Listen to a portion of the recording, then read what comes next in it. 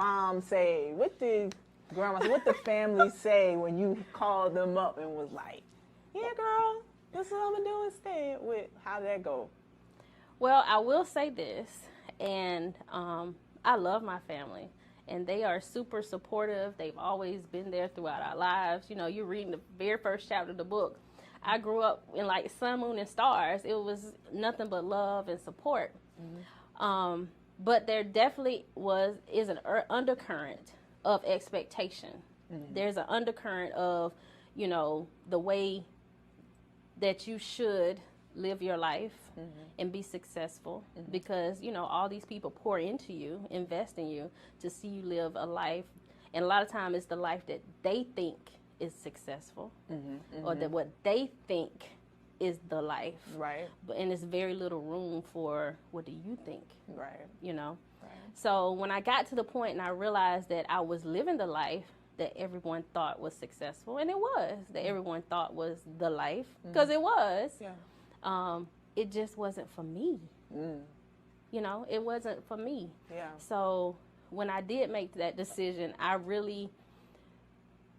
it was probably one of the hardest decisions, and it wasn't really for me. It was the hardest thing to tell them yeah. because I knew they wouldn't like get it. Yeah. You know, how do you go to Spelman College, mm-hmm. go right. work for a Fortune 5 company? Yeah. You living on a house in the hill. Yeah. You just got a brand new baby. You know, yeah. and you giving all that up to go to cosmetology school, to go to hair school, to go to hair school. Are you serious? Oh God! But you know, and I mentioned this in the book. No one ever said, you know, that's not a good idea. No one ever said you should not do that. Mm. But what was not said was the loudest thing. The silence was deafening. Mm. Mm. It was okay, we'll just sit back and see what happens. Mm. Right. You know, nobody discouraged me. Right. But the encouragement. But there was not a parade. Let's be clear. Right. There was not a parade or going away to college party. You know, there was no, you're leaving your job party. No. None of that. It was a very quiet comment. It was like, okay. So okay, pregnant pause. Right. So when it was that though, how'd you deal with the feeling? Because I know, of course, you know, we see now, of course, you push past it. You're successful with your brand, the salons, your products. So we know you push past it. But in the moment, how did you deal with that feeling? Like your family, the closest people to you, like you said, they're not like, girl, don't do that. But they also not like, yeah, girl, go ahead, we got you. You know what I'm saying? Like, how did you kind of deal with those feelings in that moment? You know, I don't know if you've ever been to Jamaica. There's a cliff called Dunn Rivers Falls mm-hmm. where you can jump off the cliff into the ocean. It's mm-hmm. a part of a restaurant. Mm-hmm. And I did it. Yeah. And that's very much like you get to the end. Mm-hmm. So me getting to the end of the cliff to get ready to jump mm-hmm. is like me picking up the phone to call to tell them. And then the moment that I tell them what I'm doing, mm-hmm. I jump. Mm. And after you've jumped off a cliff, you've committed. Yeah. There's no going back. There's nothing. You're over. Yeah. So it's just like, okay, let me prepare to swim. I'm not thinking about, can somebody catch me? Mm. Once you jump off that cliff, you're thinking, get prepared to swim once you hit the water. Mm. That's what you're thinking. Yeah. You're no longer thinking about what's on the ledge. Right. Right. I'm not thinking about my parents anymore. I've done it. I've gone and enrolled in cosmetology school. You know, yeah. I've called and told everybody. That was ripping the Band-Aid off. Yeah. But I jumped. Yeah. And at that point, you just got to prepare to swim. Let's go. Yeah, and what's that Frank Ocean song? Frank Ocean has a song called "Swim Good." You swim good. Yes. Yeah. Backstroke. Hey. Yeah, you swim good. You swim good. So also in the permission, removing the mask. How's life changed for you since you conceptualized not playing small in life? Because, you know, you referenced the quote from Marianne Williamson. That's actually kind of one of my favorite quotes as well. And I remember when I first read that quote, I was like, hey, you know, I am pretty great, but I do kind of dim my light a little bit to Just a make little other bit. people feel comfortable. Yeah. But I shouldn't do that because, you know, God gave me these blessings, these gifts, whatever. Yeah. You know. But that's just my experience, you know, when I read the quote. But like, yeah, since you kind of, like I said, conceptualize the whole not playing small, like how has your life changed?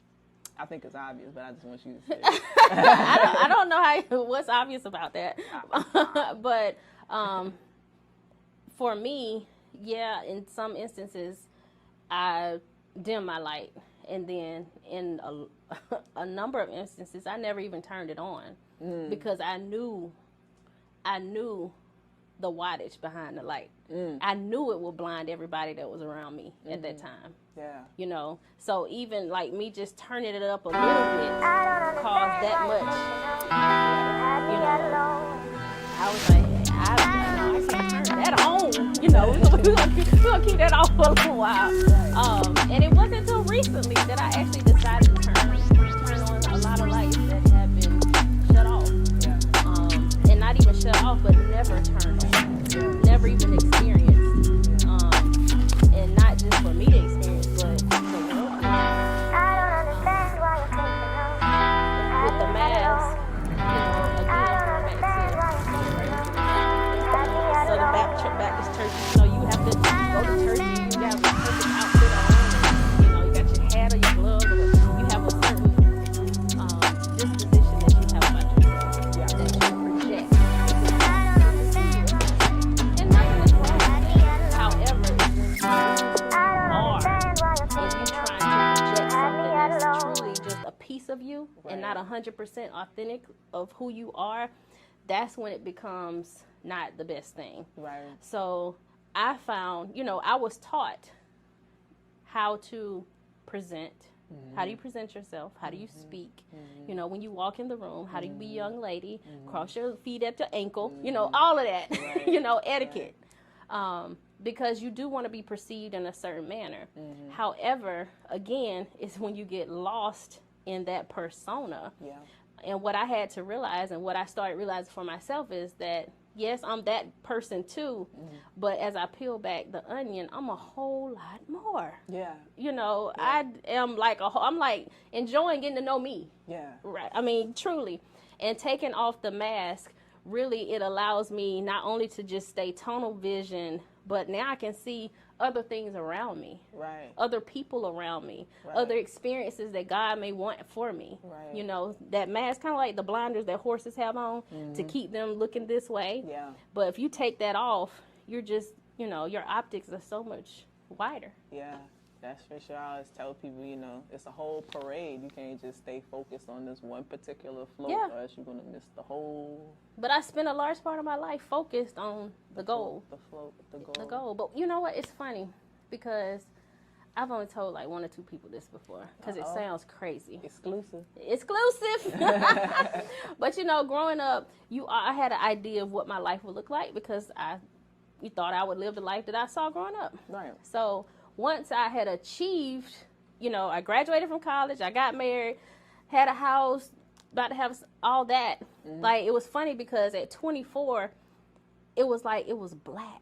Like, I used to literally think that I was going to die when I turned 24 because I couldn't see past it. Like, I really literally could not see past it. And it's like, it makes sense now because I never in a million years would have imagined my life the way I have it now, the life that God has blessed me with. Yeah. I've never seen anyone have a life like mine, you know? Yeah. But I was reading, as I was reading the book, I was kind of putting it together. I'm like, this lady's accomplished a whole lot, like before 30, you know? So like, you know, like you said, when you have these goals set and you see your way, your life a certain way and you accomplish all these goals, like damn near flawlessly, like before 25, it's like, you know, damn, what do I do next? What now? What like, now? What now? Right? Do I just die? I literally thought I was going to die. Yeah. Because I was like, I didn't see anything past that. Yeah, the anxiety of not knowing. I understand. I don't